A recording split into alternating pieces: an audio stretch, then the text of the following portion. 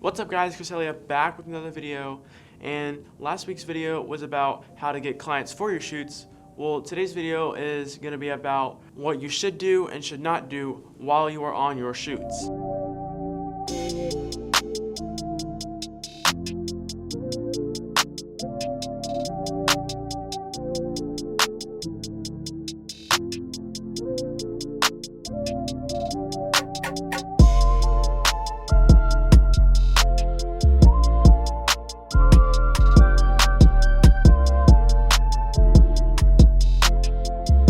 First things first is be professional. Yes ma'am, yes sir. Be very formal, shake hands, always shake hands.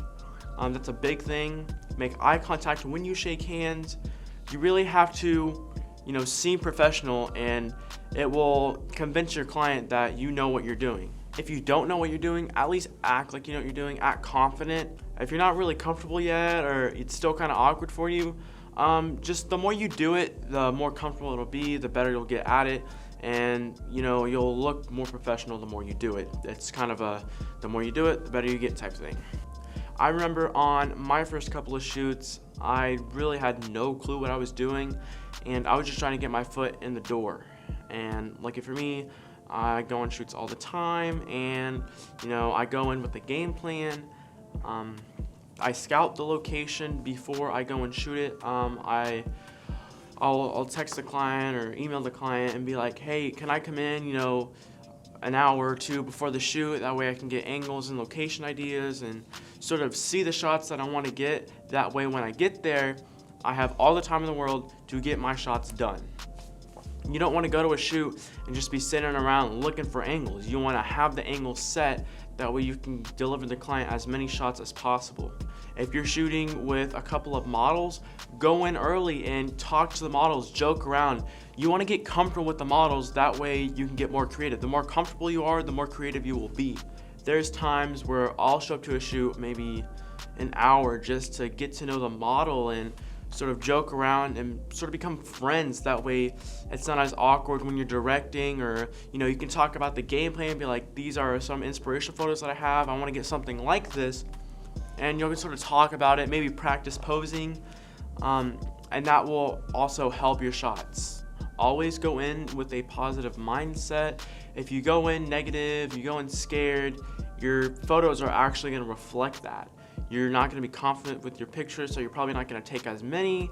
You're going to be sitting there, this picture doesn't look good. What am I supposed to do? So go in with confidence. That is the biggest tip I can give, is confidence, confidence, confidence, confidence, confidence. After your shoot is done, go back and talk. Go back and, conversate. Be like, hey, you want to look at some of the photos before I edit them?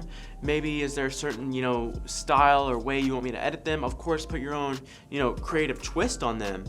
But sometimes you might want to talk to the client to help get their idea, or if they show you a photo that they like, how it looks, like the colors in the edit, maybe you can get that photo and kind of use it as a reference in a sense, but still don't copy it exactly, because, that's not okay. You don't want to copy someone's style exactly. And when you deliver your photos, always ask if you want to follow up with more pictures. Is there anything I can do? Because you always want more business. There's no such thing as too much business. You always want to be growing.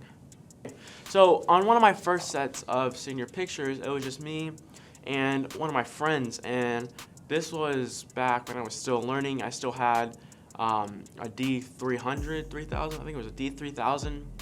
It's a really old camera. It's from like 2012 or something.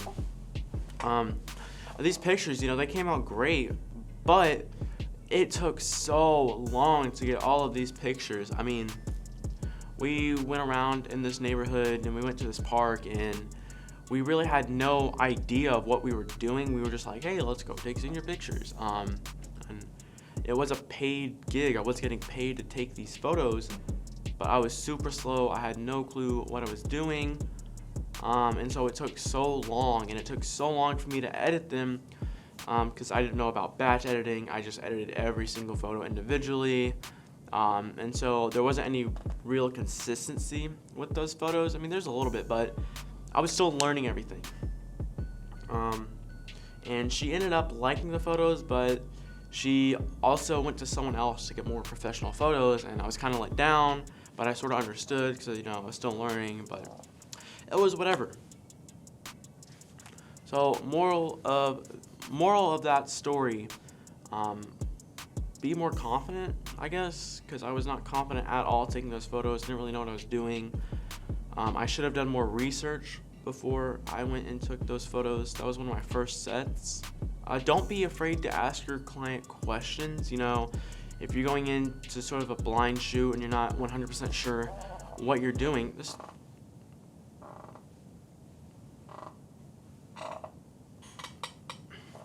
whoops. If you know what you're doing, if you don't know what you're doing, ask the client, be like, hey, can you, inform me of what style shots, what is the model going to be doing? You want to get their idea, that way you can sort of, build off of it, if that makes sense. Anyways, I hope you enjoyed all these tips, and I hope these tips actually help you.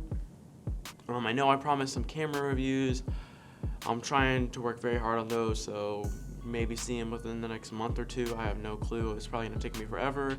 I still have to get some film developed for those cameras. Hint, they're film cameras, woohoo. Yeah. I'm Crecelia, and as always, great magic. That chair is so